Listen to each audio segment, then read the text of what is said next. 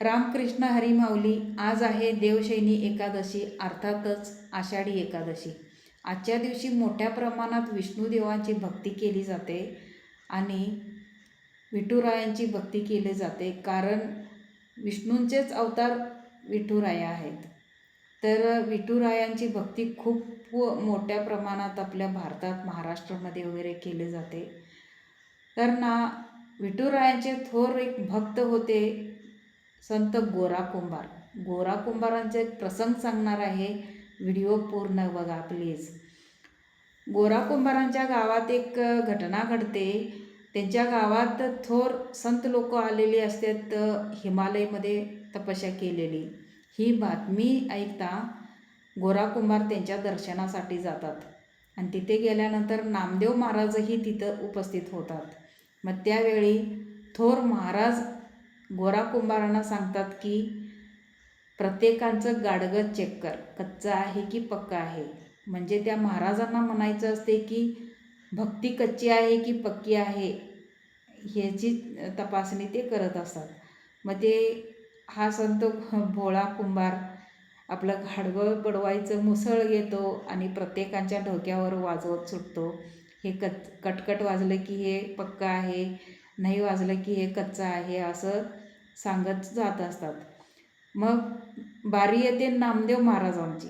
नामदेव महाराजांना वाटत असते की माझी तपासणी केली जाणार नाही, कारण मला 24 वेळा विठुरायांचं दर्शन घडलेलं आहे. साक्षात विठुरायांनी मला दर्शन दिलेलं आहे, त्यामुळं मी कच्चा नाही असं त्यांना वाटत असते. म्हणजे त्यांना अभिमान झालेला असतो त्या गोष्टीचा. त्यामुळं ते म्हणत असत की माझं असं हे केलं जाणार नाही. पण हा भोळा कुंभार त्यांचाही तपासणी करतो आणि ते भोळा कुंभार सांगतो की हे कच्चं आहे. मग नामदेव महाराज दुखवले जातात. त्यांना वाटते की मला 24 वेळा विठुरायानं दर्शन दिलेलं आहे आणि माझ्या भक्तीला हे कच्चं सांगतात.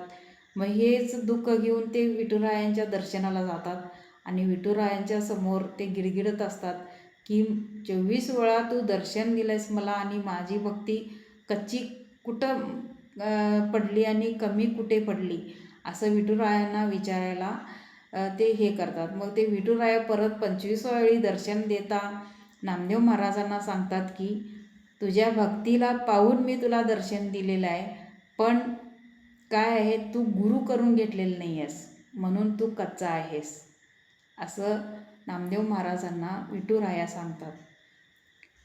मग मंडळी, गुरु करून घेणे महत्त्वाचं आहे. मग नामदेव महाराज नंतर गुरु करून घेतात, ती गोष्ट वेगळी आहे. मग आता पुढे 2 दिवसात येत आहे गुरुपौर्णिमा.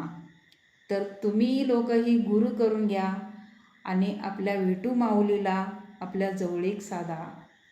रामकृष्ण हरी.